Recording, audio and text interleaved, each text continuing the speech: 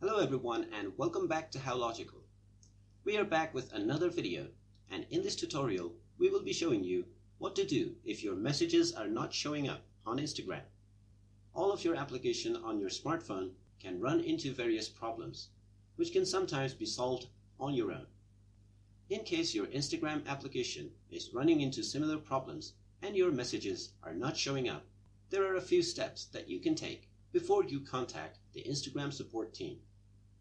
First of all, let's make sure that our application is updated to the latest version. Go into your application store and then search for Instagram. If you find an update button, go ahead and update it. If you don't find an update button and the application just says open, then you are using the latest version of the application.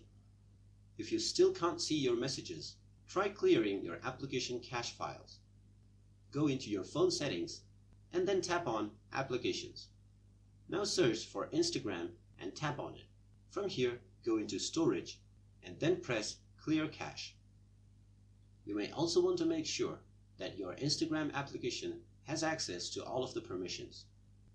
From the Instagram application settings menu, go into Permissions and then make sure all of the buttons are turned on.